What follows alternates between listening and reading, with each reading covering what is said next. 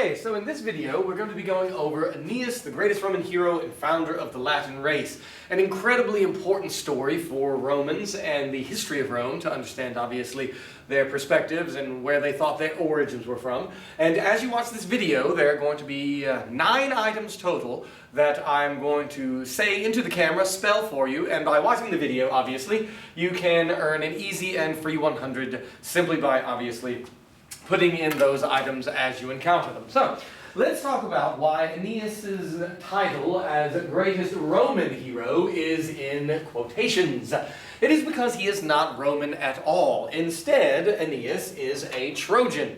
And the origins that the Romans saw for themselves and their peoples, the Latin race that they obviously belong to, they saw it as an offshoot or an origin into an incredibly important event to both Greeks and the Greek civilization and to the Romans, which is that Trojan War.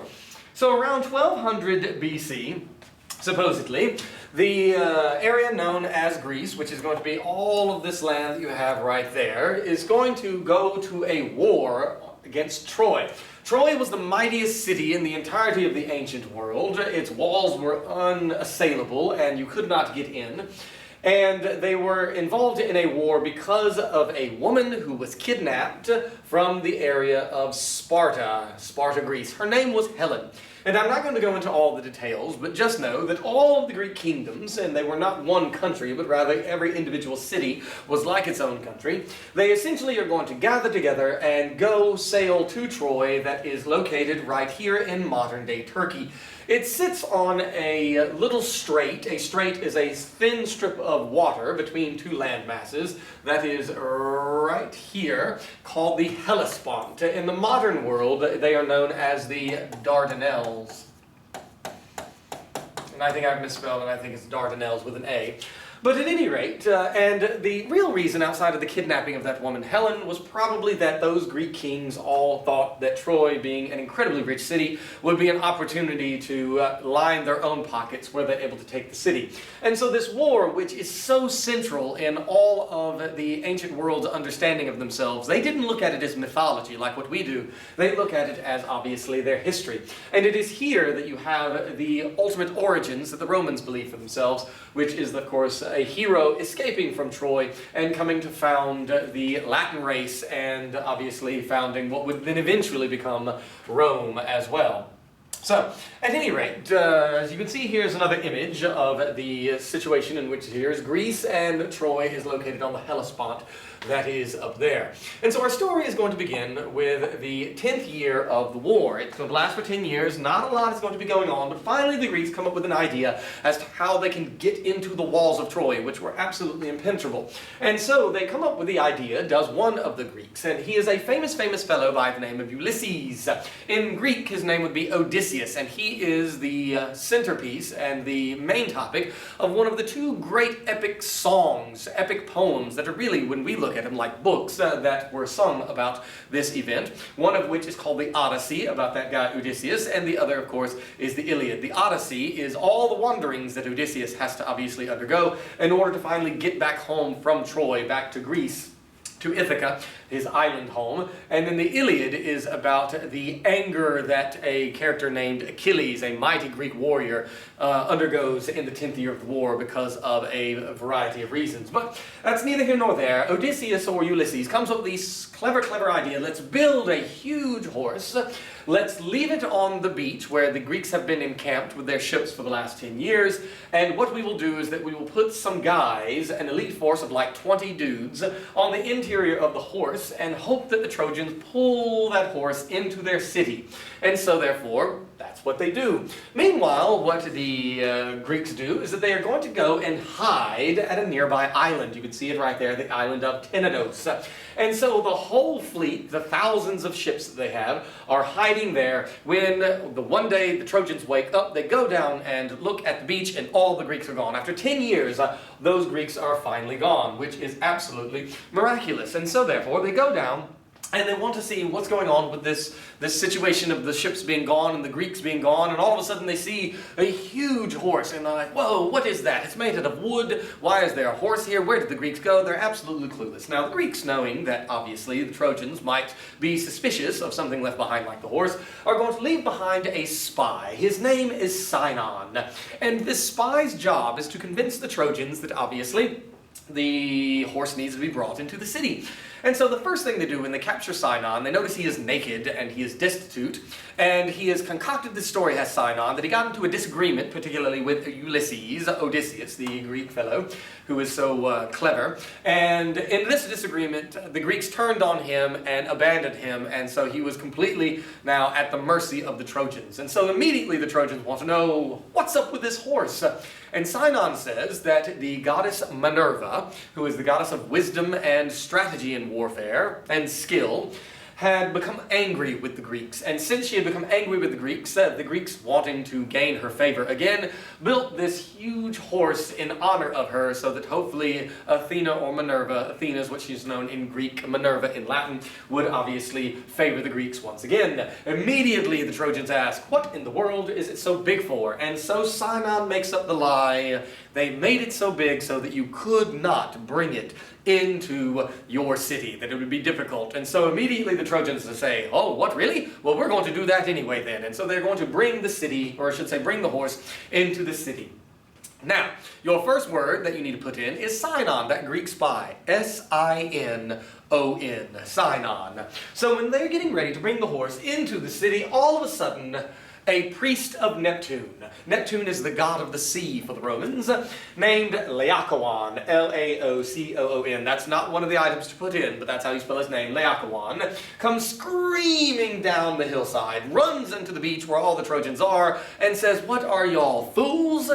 Don't take in this horse. It's either going to be some sort of a bomb, or it's some sort of a trick. It's going to be like a robot that's going to go like Godzilla all over our city. He says, I have no idea what this horse is, but I know I don't trust the Greeks, and so whatever it is, let's not bring it in. And when he badmouths that horse, he takes his spear that he has in his hand and slings it directly at the horse. And when he slings that spear at the horse, it hits the horse in its side, made out of wood obviously, and it makes the sound of boing, boing, boing, boing, boing, boing, indicating that it is hollow. But of course the Trojans don't notice, because immediately two huge sea serpents come out of the sea, make a beeline to Laocoon and his two sons, and instead of eating the nearest person, these two huge sea monsters, these sea snakes, they are going to eat Laocoon and eat his sons. And this is an incredibly famous statue that was made in the ancient world. It's in the Vatican museums now, showing those snakes eating poor Laocoon and his two sons.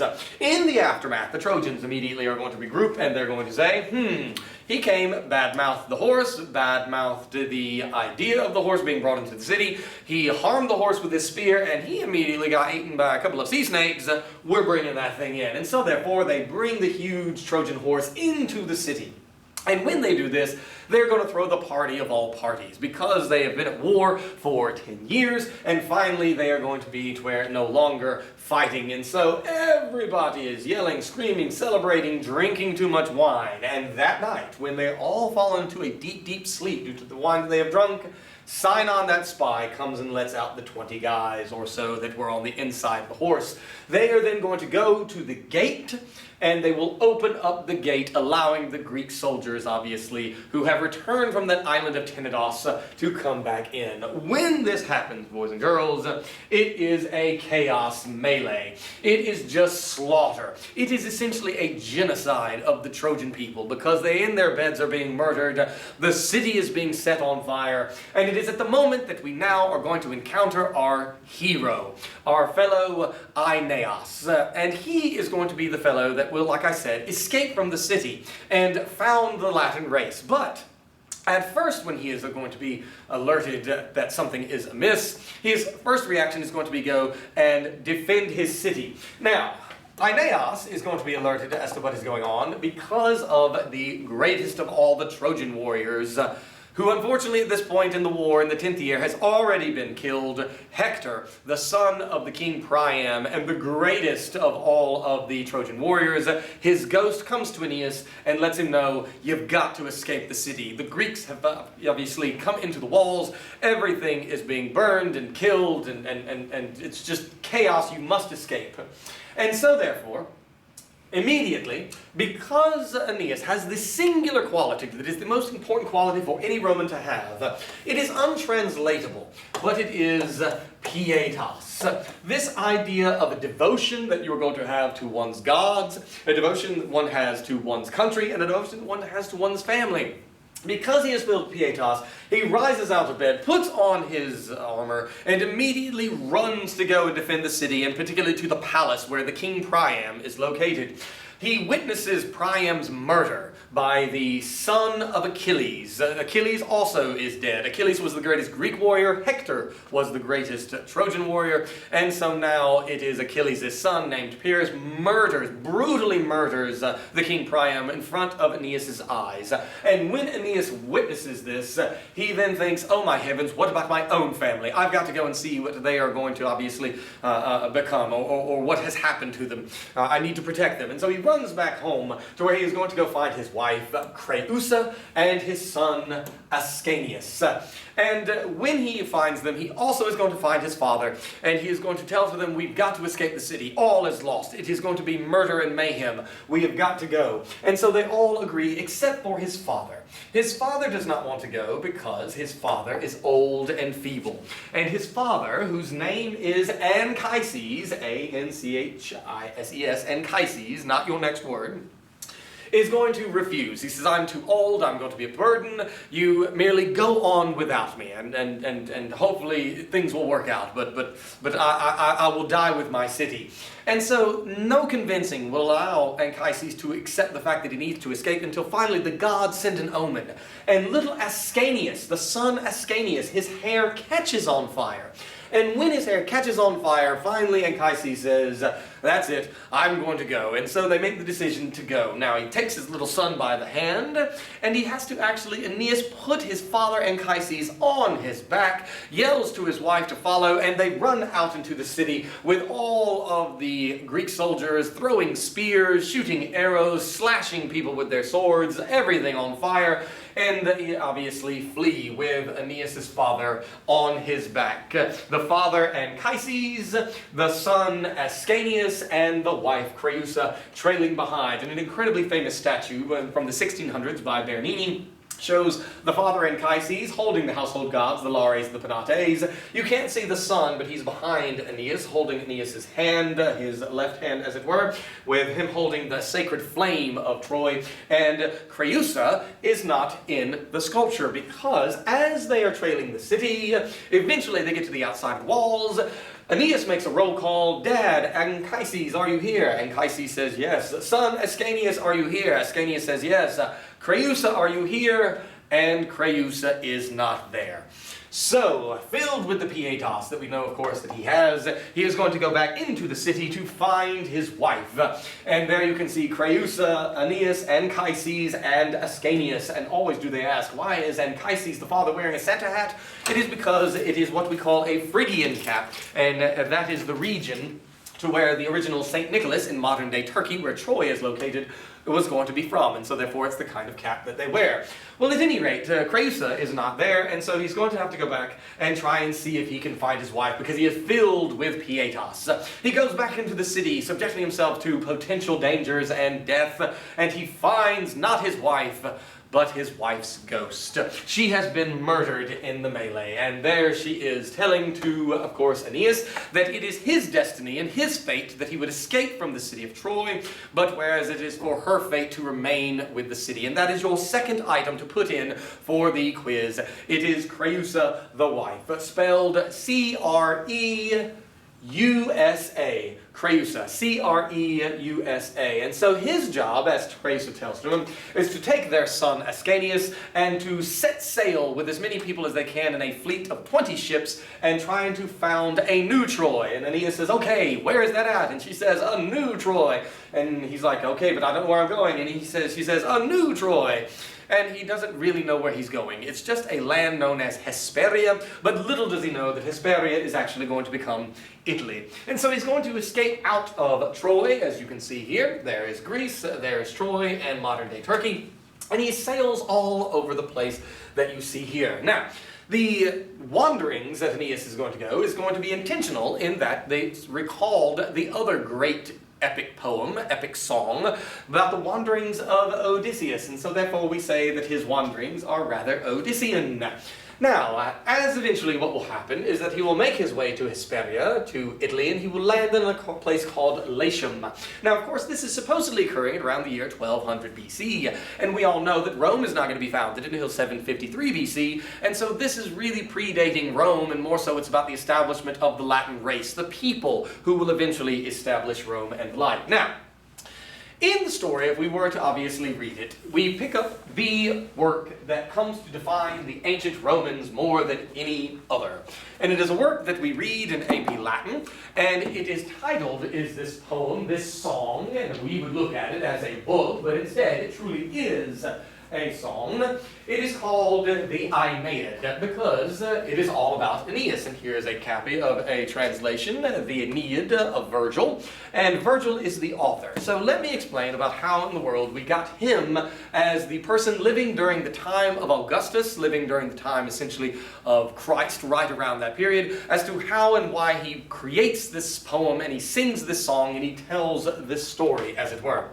Now, it's going to be that Augustus, Rome's first emperor, often I draw on the board a period of time during the Res Publica that is filled with higgledies and piggledies. We talk about the murder list of the rostra and the like. And when finally that fellow Augustus, whose statue is in my room, I'm looking at him now, establishes a situation whereby there is peace and stability, he wants what the Greeks already have. The Greeks have those two great songs, those two great works called the Iliad and the Odyssey about the Trojan War, that it functions like the national Greek epic. When you read those works, it gives you insight into Greek character and what it means to be Greek, and he wants that for Rome. And so he's going to go to a poet, and he's going to ask a poet to create the work that will come to define Rome. And the first guy he goes to is not the fellow who ends up doing it. First guy turns him down because he's not up to the task. The first guy is Horace, a lyric poet, and he says, I cannot write an epic poem, because an epic poem is going to be hundreds of pages long. It's going to have thousands of verses, as it were, as you sing the songs of the poems. And so he goes to Publius Vergilius Maro, right around the time where it turns from BC into AD, and he is going to compose this great poem. And he has to think about, what am I going to make the topic? Because he could have chosen anything. He could have chosen the early kings of Rome, without a mistake, and he could have chosen, let's say, the great heroes of some of the wars that the Romans have had. But instead, he goes back to the Trojan War, because the Trojan War is the origin. That is, of course, the same war that the Greeks look to for their national epics. And so, therefore, what he is going to do is that he is going to choose this small story that was lesser known at the time, and he's going to expand it into this massive work that we know of as the Aeneid of Virgil. Now, the story is then going to be put forth as starting right here. And so essentially, when Virgil tells his story, as it were, he has the story begin in the middle of it. And there's an actual term for this. It is called in medias res, and that is a Latin phrase that we use even in English to indicate a story beginning in the middle of the action without any sort of background. You think about movies that begin this way, particularly I can think of maybe like Deadpool, if you have seen that movie, begins in the middle of like a car crash shootout, and or take, for example, the perfect example for in medias res, which literally means into the middle things, would be the movie Cars, because it begins in the middle race, as it were. It's in the middle of obviously a car race. And so it is a way by which the story begins. And that's how Virgil is going to tell his story. It will begin here as the men have already escaped from Troy. They've already wandered around all over the place. And it will start that they are almost on their way. And it is going to then as well, at the beginning, give us the reason as to why Aeneas is having such problems or having so much trouble. And it is because a particular goddess, hates him. And the reason why this goddess hates him is because this goddess knows that if he is successful, if he gets to Latium and he establishes the Latin race, that one day the Latin race will be able to establish Rome. Rome will grow into a great empire and will get into a series of 3 huge wars with her favorite city. And the city that this goddess loves is the city of Carthage in northern Africa. And the goddess that loves Carthage is the goddess Juno. And so she does not want Aeneas to be successful, because if he is, eventually these 3 wars, which are going to be known as the Punic Wars, because the Carthaginians were originally from over here in Punicii, or Phoenicia if you would like, is going to then be the end-all destruction of her city that she wants to obviously avoid. And so, that is where then the story begins, with Juno being mad at Aeneas and wanting him to fail, as it were. And so, we then know that Juno, trying to stop him so that the Punic Wars between Rome and Carthage will never occur, she wants him, obviously, to fail. And so, this is book 1. It begins with Juno going to the King of the Winds. Now, when she goes to the King of the Winds, she is going to ask him to unleash his winds that he has control over onto the ships of Aeneas, the 20 of them, and to destroy them, and to batter them, and to make it to where he obviously is not going to be successful. And by the way, your 3rd item that you are going to be putting in is the author of this great epic work that comes to define the Romans more than any other work, and that would be, of course, Virgil. V-E-R-G-I-L. Virgil. That is your 3rd item to put in. Nevertheless, and so therefore, Juno goes to Aeolus and offers to him a bribe. Even though she, the queen of gods, because that is what she is, she's the wife of Jupiter, the king of gods, could just order him. Instead, she is going to offer him a nymph named Deiopeia, who is prettier than all of the nymphs that are her servants.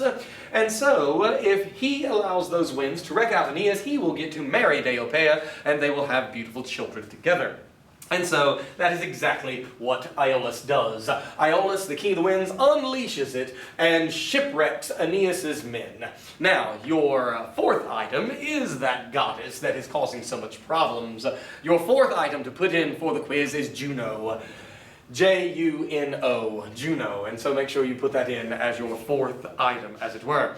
Well, when he, of course, is wrecked by the winds, he is going to land in northern Africa. And there you can see northern Africa where they're going to make landfall. Now, when they do make landfall, he has lost one of his ships. He actually saw it sunk. 12 of his ships, he has no idea, because they have been tossed away somewhere in the storm, and he has no idea where they've gone to. And he has shipwrecked himself with 7 ships total. And so, immediately, he and his best friend named Aeneas is going to go and look to see where they are. They have no idea, and who might live there. When they do this, they are going to, he and his friend, encounter his own mom. His mom happens to be, Aeneas' mom that is, the goddess Venus. And Venus disguises herself, so she does not seem as though that she is actually Aeneas' mom. Instead, she disguises herself as a huntress and tells to Aeneas and Aeneas, his best buddy, that you have landed in northern Africa, near the city of Carthage. Remember, that's the very city that obviously Juno had wanted to be the preeminent city of the world, because it's her favorite, as it were. And she explains that the city of Carthage is rather new and rather vulnerable. And most uniquely, that the city of Carthage, Venus is explaining, of course disguised as a huntress, that the city of Carthage is led by a woman, which is remarkable. The woman Dido, as it were, and explains that Dido had to escape from her home of Phoenicia, that you can see is over here, and sail across the Mediterranean over to northern Africa, to where Carthage is going to be established, because her evil brother, named Pygmalion, killed her own husband, whom she loved dearly, Sychaeus. And Sychaeus' ghost comes to Dido, because Dido doesn't know that that is what has happened. Dido just thinks, unfortunately, that her husband was murdered. She doesn't know by whom, that it was her own brother Pygmalion.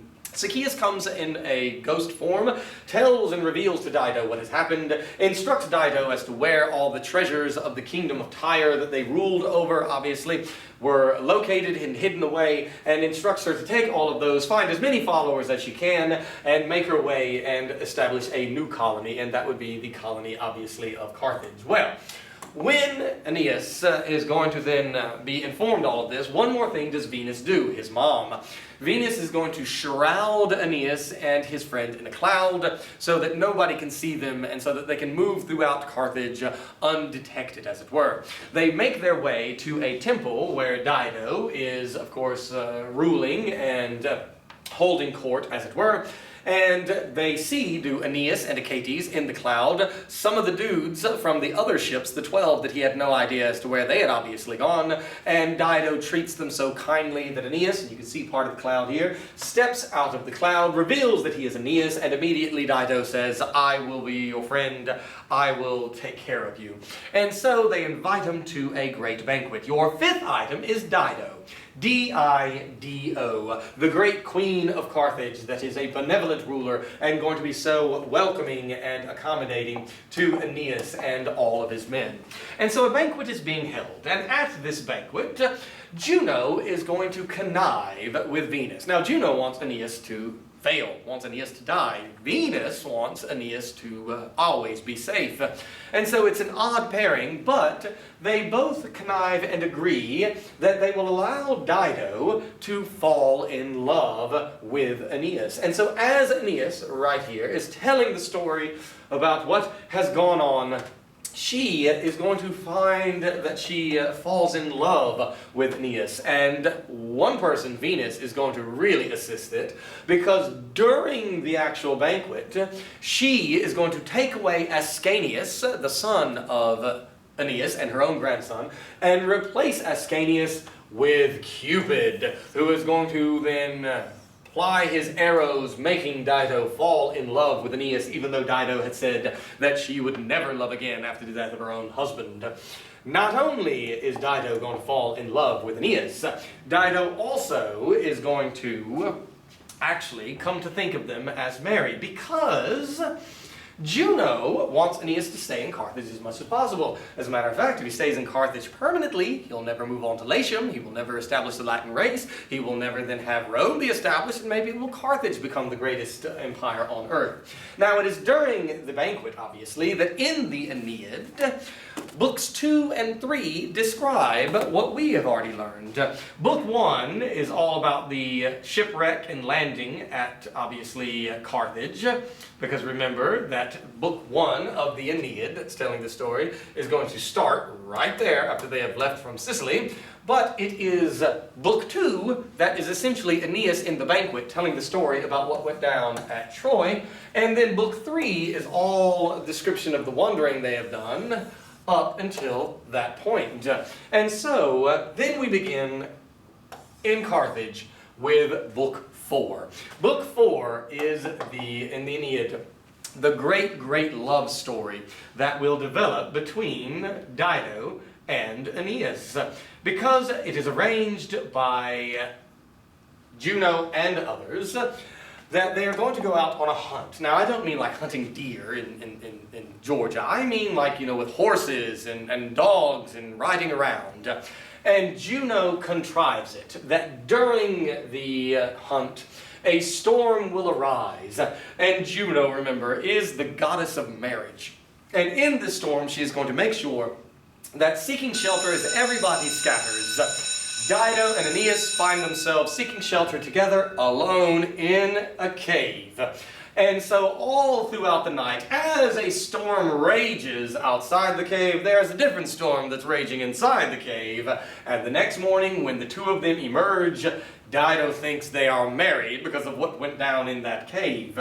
And Juno herself, as the goddess of marriage, is going to view it all and approve of it all. And in doing so, obviously, set into motion what will end up becoming the ultimate downfall of Dido. Now, Aeneas, on the other hand, doesn't necessarily think that they are married, but perhaps even worse, starts acting like it. He does love Dido, but more importantly, he begins kind of co-ruling with Dido. He begins kind of building the city with Dido. Now, this is not his fate, this is not his destiny, this is not his job. Instead, he should be doing what he is instructed. Go and found the new Troy in Hesperia, which is Italy, but he is comfortable here. He is very friendly with Dido. Dido is very friendly with him. His men are safe and being taken care of. Everything is good. And so, a couple of days turns into a couple of weeks. A couple of weeks turns into a couple of months. And he's really becoming established here in Carthage. Well, what happens is that rumor gets around, and when I say gets around, I mean gets around Northern Africa. And one of the people in Northern Africa, when Dido had first arrived, had offered up to Dido a proposal of marriage in saying, I'm already a king here in Northern Africa, you are a new queen with a new colony, Carthage, let us join our forces and let us become married. Well, Dido had said no, no, no, no, no to this guy because I'm so sad about my own husband Zacchaeus being killed by my brother, I will never marry again. Well, when rumor gets to this guy named Iarbas that now Dido is acting like she's married with another guy when he was the one to first offer him a proposal and he had been rejected, he goes and prays to his father, who happens to be the god Jupiter. And when he tells Jupiter that he is being done wrong, Jupiter is mad that Aeneas is not following whatever sort of a destiny that he has been prescribed, is then going to say, well, fine, I will send my fellow, the messenger, to tell him to get out of Carthage and carry on with his destiny. And so, your sixth item is that guy who had tried to marry Dido originally, Iarbas, I-A-R-B-A-S.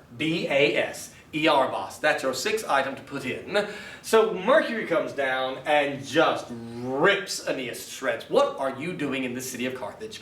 You are abandoning your destiny. You are shacking up with this woman. You are not carrying on like the heroic figure that you are supposed to be, leading your men to the new city of New Troy in Hesperia. And so Aeneas immediately says, you're right. He goes to his men secretly and he says, go get the ships ready, but don't tell everybody, because if he tells to Dido that I've got to go, she, being the queen of the city, she could cause him to stay if she wanted. And so they do it secretly. However, Dido finds out that he is about to dump her and he is about to abandon her. And she then, having heard this rumor going on, confronts Aeneas and is heartbroken and enraged. Tells to Aeneas, how dare you? You bleep, bleep, bleep, bleep, bleep, bleep, and nothing but bleeps the whole time. And so, what is then going to happen is that Aeneas essentially is going to say, I don't know what to tell you.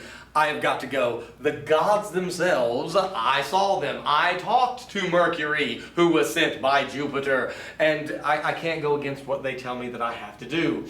And so, therefore, he goes down to the ships, and he then gets ready, because it's going to take them a while. The ships have not been sailing for months, and so they have to get everything ready in order to be able to set sail again. Meanwhile, Dido is going to be sending her sister, named Anna, to try and convince Aeneas to stay, that she loves him and wants him, obviously, to stay with her, and that they can have a family together, and all of that sort of stuff, but Aeneas cannot do it. And so then what happens is the most tragic part of this book 4, is that Aeneas leaves, Dido calls her sister and says, let us take all of his stuff, and let us burn it all. Let's burn his favorite shoes and his favorite sword that he had left behind, and his favorite clothes because he left in a hurry, and all that stuff. And Dido says, yeah, and then we can get ice cream, and we could obviously eat the ice cream and talk bad about boys, and post on Aeneas and his friends' social media and say mean things about them. And they're all going to have this party. Little do they know that Dido had other plans. Dido, and she builds this bonfire, all the stuff of Aeneas. It's called a pyre, P-Y-R-E, not an item to put in, but that's how you spell it. And they're going to burn it, but then she says, oh, Anna, go get that last thing. And so Anna leaves the room. Dido climbs on top of the pyre, takes Aeneas' very own sword, and stabs herself. She commits suicide on that pyre.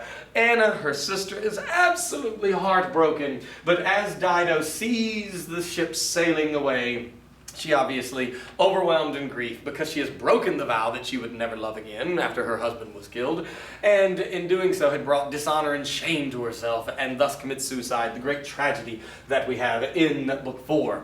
Meanwhile, Aeneas is then going to obviously set sail. But before the ultimate death of the spirit of Dido escaping from her, Juno, feeling bad about it, because she's the one that set up the whole thing in the marriage, obviously, is going to send down her goddess of the rainbow, Iris, that you can see here, to cut off a lock of Dido's hair so that Dido's soul can make its way to the underworld, and in that way, obviously, find some sort of ultimate rest. Meanwhile, Aeneas has been told by his dad, who is now dead. Little do we know that back when they were on the island of Sicily, even before the Aeneid begins in Medias Res, his dad from old age had died. And before that Aeneas had his father pass away, his father had said, listen, when you get to Italy, what I need you to do is come to the Bay of Naples. And remember, that is right here where the Cornelians live in Baiae. And I need you to come to the place called Cumae, because there is an oracle of Apollo. Apollo, the god of prophecy and the god of divine interpretation. And there I need you to see the woman who is the oracle of Apollo, named the Sibyl. And she is going to be able to then lead you down into the underworld, because that is one of the entrances to the underworld of Cumae. And I need you to come see me, because I need to give you some instructions on your ultimate journey. And so Anchises tells that to Aeneas before he dies, and so Aeneas does as he is instructed. He first lands in Bay of Naples in Italy and goes to the Sibyl. And by the way, that is your seventh item, Sibyl, S-Y-B-I-L, that oracle of Apollo. When he goes to the Sibyl and says, I need to go down to the underworld, I need you to lead me, she says, okay, but you got to do two things. One is that there's a friend of yours that you do not know has died. He fell off the ship and he is unburied. You need to bury him. His name is Misenus, M-I-S-E-N-U-S. And so Aeneas does that, puts the coin on his eye, because in order to be able to get into the underworld, you need to pay the ferryman to take you across the river of the underworld in order to be able to get into the underworld. And he has to have that payment. That's why you bury ancient people with a coin. They will take that coin and they will pay the boatman. The other thing she says you have to do is you have to go get the golden bough. Now we all know the bough is really a branch. It's a branch made of gold in the grove of the underworld, and that bough will allow you to pay the ferryman to take you across the river and give you all access anywhere you would like. It's like an all-access backstage pass. And so he does both of those. He goes and gets the golden bough, and so he and the command Sibyl go down into the underworld, and he visits his dad. Now, there you can see is Aeneas, there is the Sibyl, those are all of the spirits and creatures of the underworld, and in his hand you can see the golden bough or the golden branch. And so therefore what happens is that he goes down, he meets his father, and his father is going to then give him a pep talk, like, I know it's been tough, I know you've had a hard time, but it's about to get even tougher. You're going to land in Italy and you're going to have to fight a war. But it'll all be eventually worth it one day, because in the underworld, you not only have the people who have died, you have the people who have yet to be born. And he points out all these great Romans who are going to be one day and says, think about the civilization that you are making possible. And so, having been given this pep talk, Aeneas is all ready to go, and finally he makes his way to the part of Italy, Hesperia, western Italy, that he was supposed to be, which is where Rome will be one day, a region known as Latium. There you can see Latium, as it were. And the king of Latium is Latinus and his wife Amata. And immediately they take a liking to Aeneas, and they make an offer that they can marry Aeneas, Latinus's and Amatus's daughter, a girl by the name of Lavinia. And so therefore, everything is agreement. But of course, somebody does not like how things are turning out. The person who does not like how things are turning out is the goddess Juno. She's angry. And so she is going to enrage Amata. She's going to poison Amata's mind. Amata will then come to hate Aeneas, think this is a bad idea, and therefore Amata is going to support a fellow who had previously been betrothed to marry Lavinia, the man named Turnus. Turnus is the king of a people known as the Rutulians. And when Turnus hears that now Latinus plans to marry Latinus' daughter Lavinia to Aeneas, Turnus is going to take all of these Italians, all of the tribes, unite them together, and attack Aeneas and his Trojan men. A huge war is now going to break out between Aeneas. And this is going to then be essentially the second half of the Aeneid. Book 1 was the book in which obviously the story begins in Medias Res. They get shipwrecked. Book 2 and 3 are what happened at Troy and all the wandering. Book 4 is the great love story between Dido and Aeneas. Book 5 is the story of what happens when they get back to Sicily before they make it their way to the Bay of Naples. And then Book 6 is all what goes down in the underworld. This is known as the Odyssean part of the Aeneid, the first half, because it's like the Odyssey, the wandering around. Books 7 through 12, on the other hand, That is known as the Iliadic section, because the Iliad, the great poem by Homer, the origin of all Western literature, he sung the Odyssey about Odysseus wandering the Mediterranean, and he sung the Iliad, which is a story of war in the Trojan War. And so this is known as the Iliadic section, which is the war that Aeneas is going to have to obviously fight against Turnus and the Rutulians and all of the other Italians, as it were. And so Turnus, the king that is the leader of the fight against Aeneas, is a formidable foe. And as a matter of fact, that is your 8th item. There are only 9. We only have one more after this. The 8th item is Turnus. T-U-R-N-U-S. And so Aeneas needs some assistance. He is going to go to one guy who might be willing and able. And little does he know, the place to where he is going to find this one guy who might be willing and able to be an ally is a fellow who lives right in the spot where Rome will be one day. It's not Rome at that time, but where Rome will be one day. And his name is Evander.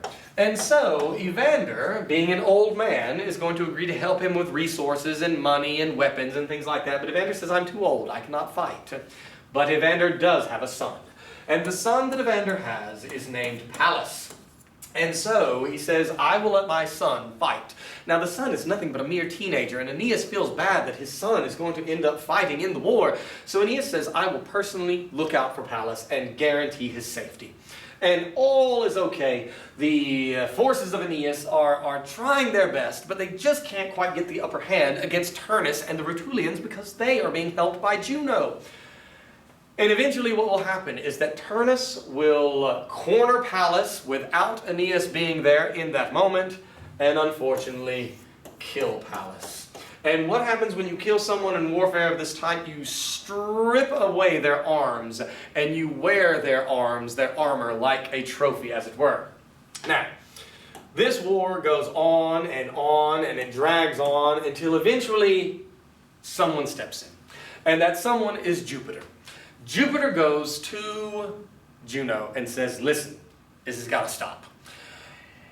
You got to realize that Aeneas will succeed, that there will be a Latin race, that there will be Rome one day, and it will be the greatest empire ever seen on earth. Juno doesn't like it. Juno says, fine, but I will tell you what, I hate the Trojans so much, they can't be known as Trojan anymore. When they mix together with the people who live here in Latium, let them all be known as Latins. Let them all speak Latin, not Trojan. Let them all have Latin customs, not Trojan. They might have Trojan blood, but I want Trojan as a entity wiped off. And so finally Jupiter agrees. And so Juno withdraws from the war and offering the protection and shielding that she had been offering to Turnus.